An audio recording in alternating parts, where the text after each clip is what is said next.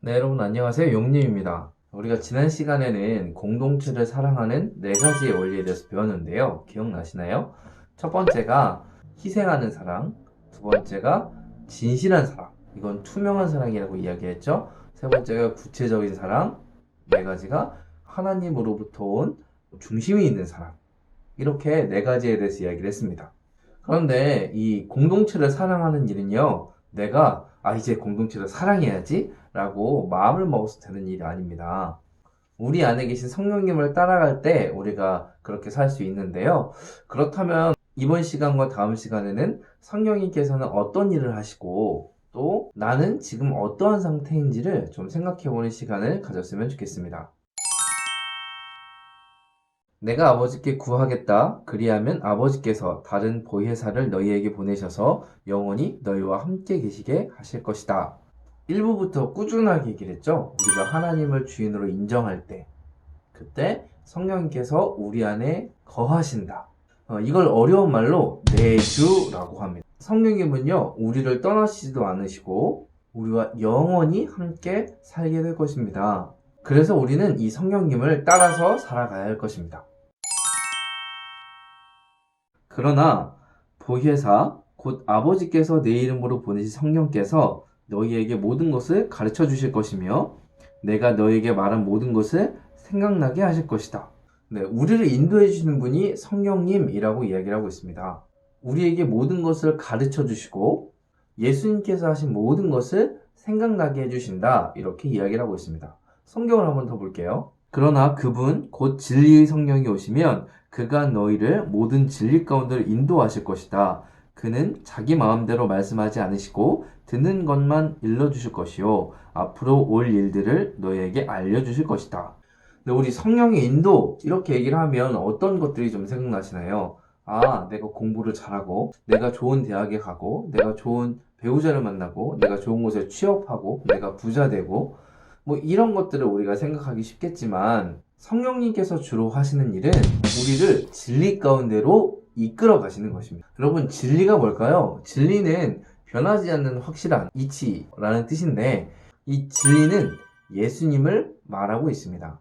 예수님이 어떤 분이시고 예수님께서 어떤 일을 하셨고 또 그 하신 일을 통해서 어떠한 변화가 이루어졌고 이러한 것들이 그리스도께 속한 예수님께 속한 진리입니다. 정리해보면 성령님께서 하시는 일은 우리를 예수님께로 더 깊이 인도하는 것, 그것이 가장 중요한 사역이십니다.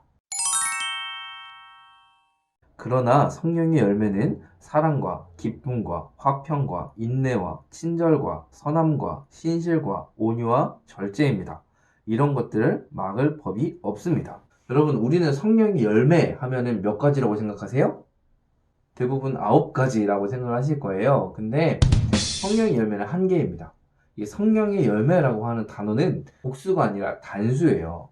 그렇기 때문에 이 열매는 성령님의 인도를 따라서 살기 시작하면 우리의 인격을 통해서 이루시는 9가지의 요소라고 생각을 해도 틀리지 않을 것 같습니다. 예를 들어, 나는 사랑이 넘치는데 기쁨은 없어. 실제로 그 사람이 이 말이 맞는다 하더라도 그것은 인간적인 사랑이 넘치는 것이지 성령으로부터 온 열매라고 말하기는 좀 어려울 것 같습니다. 예수님께서 하신 일들을, 그 진리를 잘 묵상하고 계속 생각하고 그것을 따라가려고 노력하면 우리의 성품은 변할 수밖에 없어요. 왜냐하면 성령님께서 함께 계시면 이 9가지 요소들이 균형 있게 골고루 자라나기 때문입니다. 하나님께서 말씀하신다. 마지막 날에 나는 내 영을 모든 사람에게 부어주겠다. 너희의 아들들과 너희의 딸들은 예언을 하고 너희의 젊은이들은 환상을 보고 너희의 늙은이들은 꿈을 꿀 것이다. 여러분, 우리 이거 찬양으로 많이 알고 있죠? 예언, 환상, 꿈, 비전과 관련되어 있는 단어들입니다. 우리의 비전을 생각해보면 3가지 중에 하나인 것 같아요. 나는 비전이 명확하다. 비전이 무엇인지 알지 못한다. 세 번째, 나는 비전을 가지고 있지만 너무 허황되게 꾸고 있다. 성경에서는 성령님을 따라가기 시작하면 우리에게 비전을 주신다. 이렇게 말씀하고 있습니다. 여기서 비전이란 내가 이루고 싶은 직업이나 꿈을 말하는 것이 아니에요. 비전이란 이런 게 아닐까 싶습니다. 내가 이렇게 살다가 내가 이렇게 추구하다가 죽어도 되겠구나. 이렇게 생각하는 게 비전이 아닐까 저는 그렇게 생각합니다. 그래서 제가 생각하는 건 비전을 잘 찾기 위해서는요, 하나님께서 나에게 주신 그 달란트가 무엇인가를 잘 찾는 것이 중요합니다. 여러분들이 자기가 가진 장점, 자기가 가진 단점을 제대로 파악하고 있지 못하다면 여러분이 가지고 있는 그 비전은 아직은 꿈에 지나지 않을 것입니다. 여러분들이 가진 그 달란트를 통해서 이 성령님을 따라서 비전을 꿈꾸고 그것을 통해서 하나님 나라를 같이 이루어가는 것. 그것이 우리가 꿈꿔야 될 그런 삶이 아닐까요?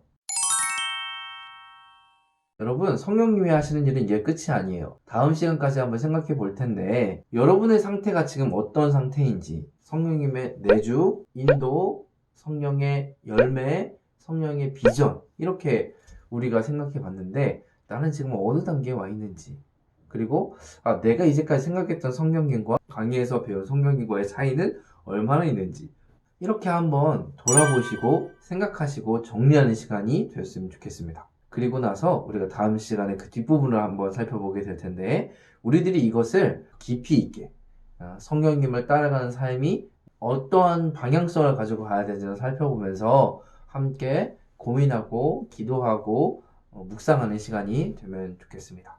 그렇다면 우리는 다음 시간에 만나도록 하겠습니다.